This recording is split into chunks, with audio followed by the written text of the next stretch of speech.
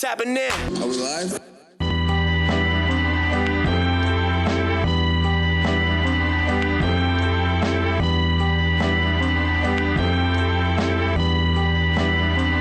Yo, the kid's official sliding on the instrumental. Nordic combos, twist your mental like forbidden jitsus. My click's initial. Hey, back up in this thing. Hey man, these billionaires are crazy. Have you been seeing what Elon Musk has been saying about world hunger, talking to the World Food Program this week? That debacle. He's talking wild spicy on the food tip, man. You think so? You think so? I think he's talking wild spicy. I mean, not that he doesn't deserve to, and not that he don't like. Yeah, if people are coming at your pockets, you have a certain, you got some wiggle room to snap back a little bit. But I think what's missing in the conversation is the actual serious talk about who could be helped. But it's spicy though. All right, Miles, you're a community organizer. You know, you are an executive of a foundation that has delivered over millions of meals to people. You are part of the Chicago Food Pantry over there, which feeds over 40,000 people, delivers 40,000 meals a week, some crazy numbers like that. So you're close to food security and what that looks like in communities when people don't have them and that type of thing. When you hear $6 billion to fix world hunger and food security, do you think you could get that done? For me by myself, no. I don't think any individual person can solve global food insecurity by themselves, right? And we need to remember that when we talk about Elon Musk, but we also need to remember that when we talk about the seriousness of the question that we're asking. So if we're seriously talking about food insecurity, then it is going to take a global network of people to solve that issue. But it's also going to be a conversation that if we're serious about having it isn't going to be had on a platform where we're encouraged to respond to that question in 6 minutes of how to spend $6 billion rather than 6 months, right? Yeah. If you're go ahead. That's why I disagree with you. It's like, I like taking it out to the people. I like putting that information out. I like open source. I like him saying, listen, I've got the cash here, put it out in front of the people. You say 6 billion, convince me, show us how to do it. And we can do it. Especially because like a lot of these organizations have been shown to have a bit of dubious dealings with their financials, right? So I'm for this type of let's say billionaire people and institution type of display. I'm here for it. But that's what I think it is a display, right? Because did you interpret this as an earnest, like a genuine call for please present to me? Because this felt to me like he was responding directly to the people that were criticizing him in the context of food insecurity and him being a billionaire, not him putting out a general open call and a genuine call for ways that he can spend $6 billion. I think, bro, is somebody that would do it. I think he's somebody that would do it. Oh. If he's somebody that would do it, then it should come. I would interpret him as being not only having the capacity to do it, but actually being serious about it. If it came in the form of a request for a proposal for a grant, if that tweet also had a link to, please submit your grant proposal for really this $6 billion. And these are the criteria. I get that. That might be more than somebody has the capacity to help with, right? And we always say that there's no minimum entry for helping people. So if my minimum entry so happens to be a couple of billions off of the top of my cake that I can just toss and that's my contribution, and it's a big one and it can solve this issue, then prove it to me how I could do it in the way that I know how to do it. You're speaking as an executive who understands the grant system. Now you're bringing an No, I'm not saying you're wrong for it. I'm not saying you're wrong for it because in truth, right, if we're going to talk about how to help people, it's a lot deeper than people just getting food deposits to them. There's a whole mentality and approach to food that you need to address. One of the biggest killers of Black people in almost any region where there's Black people is going to be a dietary related symptom. This is going to be high blood pressure, diabetes, the heart disease. These run rampant in the Black community, right? So there's an element to say, there's layers into being able to deal with issues like this. On one end, you have options for, say, GMO altered research in order to provide certain types of crops that can be planted in harsh situations, right? In all of these desert areas, if you can create crops like wheat and barley or whatever, and potatoes that can grow in these environments, then you stand a chance of being able to impact it longer than simply distributing food parcels to them. You know, so there's different layers in it, and I do agree with you in that you cannot satisfy how complex of an issue this is on Twitter at gunpoint. But I'm also not mad at somebody wanting to be proven that way, because that's the game. Yeah, I mean, it's exactly. I think we agree on this. I think it's just the point that I come back to is that, like, it's still him kind of game playing, right, with people that are actually hungry, right? In the same way that, like, buy Bitcoin or Dogecoin or whatever, like the ability to manipulate the market with a tweet, you actually do have people whose accounts and livelihoods and access to resources are on pins and needles based on what you do with your thumbs on Twitter, right? And so if we're speaking about billionaires and we're speaking about, I've defended Elon Musk in a variety of ways, right? His efforts in terms of the electric car market have eliminated the emissions of like 7 million cars or something like that. Like, bruh, like, but he's also a person that seems to care more about where his brain is taking him than who's riding and following along. And that's the issue with being the combination of what the world has created space for in terms of an influencer that influences the world, but also having billions of dollars to back it up. Yeah, it's quite a wild time. But do I believe he's somebody that would do it? I do think so. But again, as you say, the issue is not that simple. Something that we're dealing with in this side of the world, right? We're trying to be able to get some food parcels to the community here in Exeter, understanding who needs it, directing them to the food bank, which we've done a partnership with now, or in the process of finalizing that partnership. You know, the work that we enjoy doing. What? You only been over there for like 2 months, man. How are you already distributing food parcels to people over there, bro? It's 1 month. I just got here. Right. So can Mendham get the cliff notes on, if I'm somebody who just recently moved or just recently felt the urge to get involved in my community, how can I tap in? What's the Zway route to tapping in a month? Honestly, man, being proactive is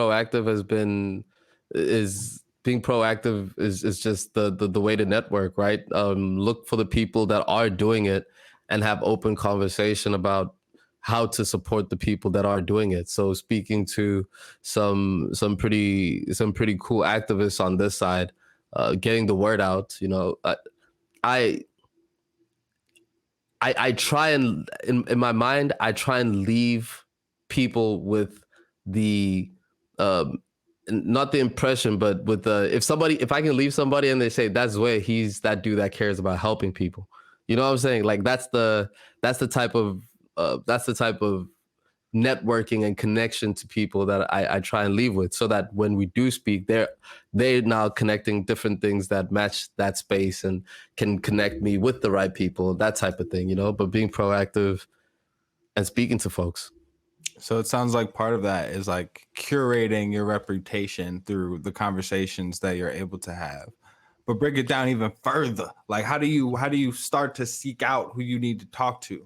And for somebody who might not have the same credentials, how should they approach reaching out to people? Is it LinkedIn? Is it Instagram? Is it going to the wherever people's physical address is? How are you making these connections?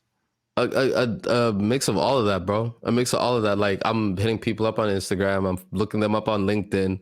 I'm using technology to see if I can get closer. I recently just emailed the Society of Black and Brown people over here, so we can pull them in to help us in distributing this food. And I hit them up on Instagram. I just, hey, listen up, this way, would love to sit down and speak with you guys, that type of thing, you know.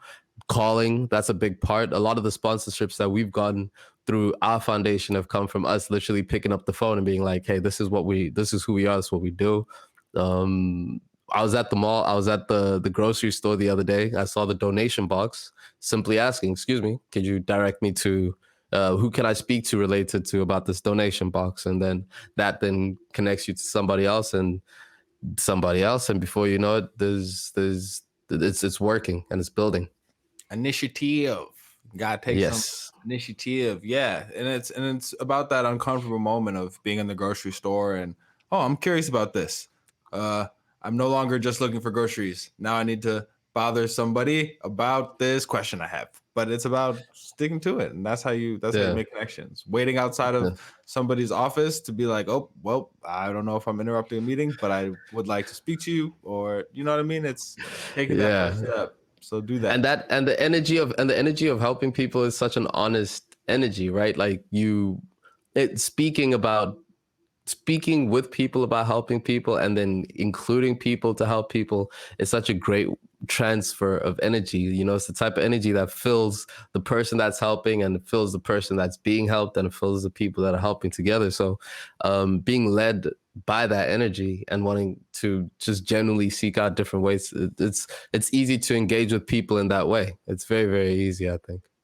No, man. Well, yeah, it's incredible that you've been able to tap into that network, and I think that speaks to the larger point of this whole conversation is that it is going to take a network, right? And for whatever issue you care about, whether it's food insecurity, whether it's housing insecurity, whether it's animal rights, right? Whether it's gender-based violence or gender-based issues or LGBTQI plus rights, like figure out who's doing the work, tap into that network so that when some billionaire comes along and is serious and says, hey, I got mad guap for whoever got a plan. You got a plan and a team and a community. Yeah. And I fully believe in the process of like building things with reference to things that you want to be like look at the things like I look at the things that like organizations that to model the organization through, using their font texture, using their imagery, using their style. Like it's like that's how it is. You build. When none of us are reinventing the wheel, right? So everything that you want to do has already been done. It's just a matter of finding the one that closely mimics or closely looks like what you're trying to achieve, and then like try and build it in accordance to that. And whatever journey you go on over there, that's might find you yourself in Exeter or something. Who knows? You know? So if I can take that question and zoom it out a little bit, when you're speaking about people that, like if we're speaking about models, right, or blueprints, right, besides the obvious one that I've just alluded to, right, like who do you see yourself, like for real, like who are some of your, especially in the impact space, people that you see yourself kind of following in the footsteps of or wanting to have a similar impact to?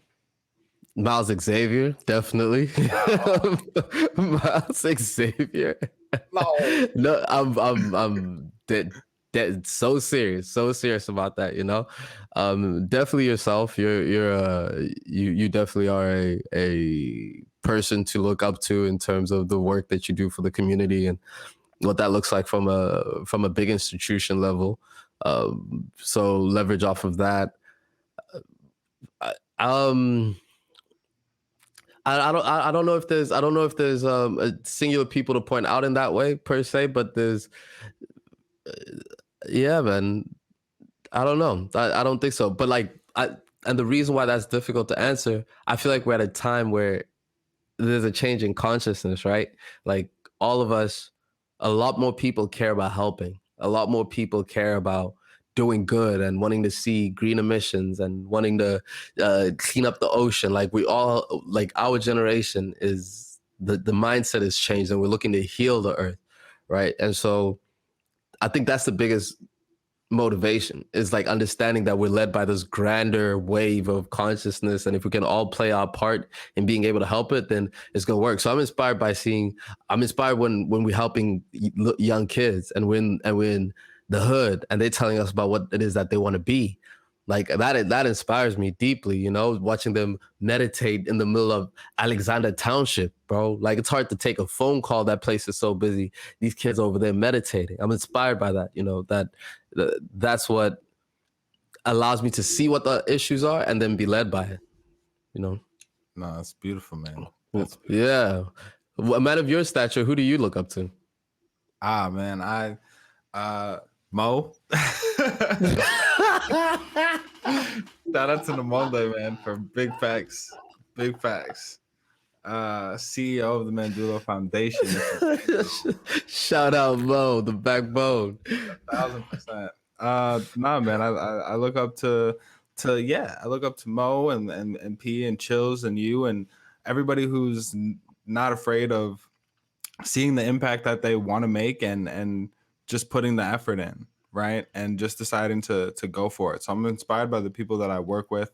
I'm inspired by, but like, yeah, if we're backing it up to like figures that other people might know, you know what I mean? I think I'm trying to marry these concepts of, like, there's this Fred Hampton aspect of just centering revolution and building community, the call and response, right, of a community organizer of saying, I am a revolutionary, but that process not being complete without hearing the community say that back to you, right? So there's that, and contributing in every way from feeding kids literally with the Black Panther breakfast program to trying to unite the gangs, right? I want to be the Fred Hampton of the community orgs. Now we got all these fractured community organizations that got resources and want to help, but they don't mess with each other because of different politics. We're going to bring those together. And I'm trying to marry that ideology, that revolutionary ideology, with like what I've learned and seen from Dr. Cornel West, and just being able to center love and the acceptance of all people, and the fierceness of how Black eloquence and excellence is necessary to continue the struggle, and both that and the historical importance of connecting back to people like Baldwin, connecting back to people like Malcolm and Martin, and never losing that fire, and continuing to carry the torch and making sure that those points stay connected. And yeah, like that, maybe centering love through that lens in a way that I think could aid the movement and the inspiration that Fred Hampton was. So I think I'm trying to marry that, and I'm trying to be cool like my brother, man. You know what I'm saying? I want to listen to R&B, have a fresh fade, be wearing all types of fly jackets. You know what I'm saying? I want to be helping people. I want to start my own organization. I want to be able to bequeath upon someone else the title of CEO because I started this mug around here. Hey man, speaking of it, and thank you for sharing that too, right? And speaking of inspirations, if we're taking a quick detour, after the did you see the Kanye West interview? I didn't. Nah, the Drink Champs, John. You did not see the Drink Champs. I would say Kanye's still an inspiration, man. I understand that platform was the right platform for him to open up his mind, to speak his mind, and it's pretty fascinating interview. I think the better Kanye interview that we've gotten in a long time. Worth the check out. I'm happy to hear that. I want that Kanye to still get some light, and as you know, even if I'm okay with never being as inspired and in awe of Kanye as I once was, like I still want him, that part of him, to win out, right? The part of him that does, we can tell a big part of him just wants to do good, make big change, right? Like give people opportunities, put creativity and art first. But like Elon Musk, I think he's also somebody that's very concerned with where his brain's at now, and not really concerned with how the mixed messages that people who might be following him are getting as he leapfrog from one point of enlightenment to another, right? So Yeah, I think how geniuses think, bro. It's hard. It's difficult to. It can't follow a sequential and linear path. Their thought processes. I think that's what separates them, and because of that, you see a similar characteristics amongst all of them, which is at times the inability to explain what it is that they mean to the populace. and I think maybe what makes a great leader rather than a powerful influencer is somebody who knows when to shut up, because they're only gonna confuse or create chaos because they haven't thought about how their message is going to be received. They only are concerned that they get it. So maybe that's what separates a leader and an influencer. You heard it here, folks. Leaders, shut the hell up. Miles Xavier.